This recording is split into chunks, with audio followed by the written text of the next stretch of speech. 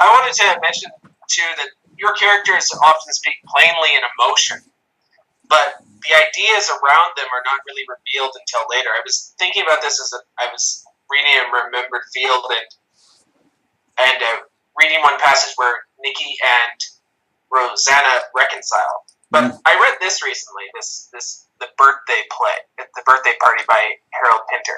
This I think is just a mediocre kind of play. It has. I read it years ago. I don't remember it.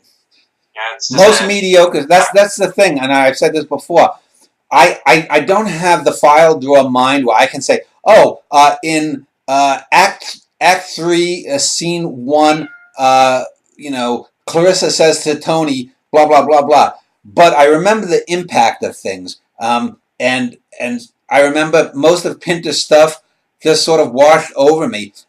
Some of it was bad, but not bad enough to be really terrible. His best stuff rose slightly above the bar to mediocrity, but that he won a Nobel Prize is an absolute joke, and shows that's just because he was a far left radical person in his political views.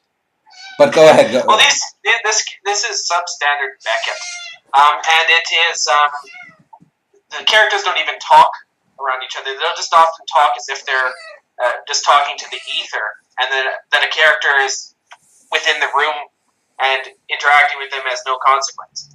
With O'Neill, you have characters that when they do talk about the ideas, they talk about them very plainly.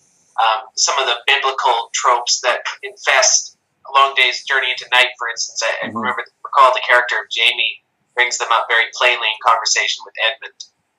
But in your plays, they're often talking directly about their emotions. Nikki, for instance, is ruining sort of this romantic gesture that her husband gave her, and she had determined that she would leave him one day, and she comes home and she finds, I think, a candy bar or something that relieves her, and she realizes in retrospect that robbed her of years of her life away from him in this failed relationship. So it almost becomes like a butterfly effect in her life, where this one candy bar resulted in her losing 10 plus years of her life with this man. Then it leads naturally to a conversation with Rosanna, where she's talking about how she can relate to that, and also gives her own take on that, and opens up to Nikki. Whereas in a previous scene, she never did that. So they're talking very plainly about their emotions, yet when you step back, you are able to get the ideas out of it, instead of having these obvious biblical connotations that you'll have in O'Neill, or this stilted dialogue in Pinter. Well, just so you know, the original title of this play was going to be The Candy Bar. And I originally was going to have that to be a metaphor that the candy bar was going to have a bigger spot in it. But as I was writing it, I thought against it, because I like to have, number one, memorable, good titles. And while the candy bar could work as a title, it sounded too much like an absurdist kind of title. And so I said, well, let me go through titles, and I saw A Remembered Field, which is from Isley, and if I look back at the epigraph, it comes from an essay where I get the opening, the whole play's epigraph. It's talking about the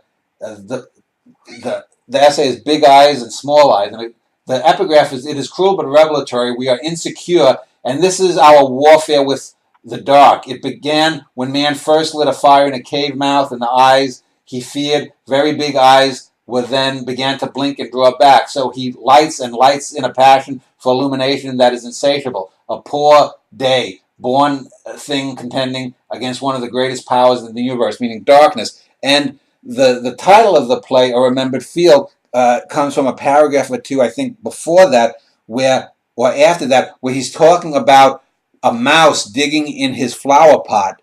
And the mouse is digging in the flower pot, not knowing it's a flower pot, but thinking that it's the dirt of a field. And the remembered field of that mouse is something greater than what they have now. And that's how memory is. We always sort of extrapolate and make greater our memories.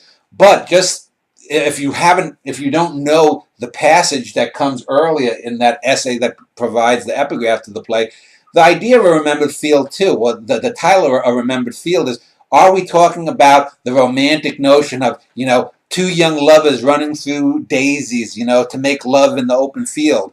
Are we talking about, a scientific field, a gravitational field, an electromagnetic field, a plasma field? Are we talking about something like that, a remembered field, or a field of stars, a field of existence itself? So it has multiple meanings there, and that went beyond the candy bar. But the candy bar does represent something that is minor. And in a sense, the candy bar is a MacGuffin, just like the teddy bear is in theater at the end. But it's not given the primacy of the teddy bear. And I didn't want to do that since I already did the teddy bear with the play Theodore. Let's have the candy bar. Should be obviously an interesting symbol and an interesting moment people would like to watch. But I don't want to give it the same power that I did the teddy bear. Just by having the teddy bear be the last thing you see in that play, the candy bar here is important, but I didn't want to have it primacy by making it the title.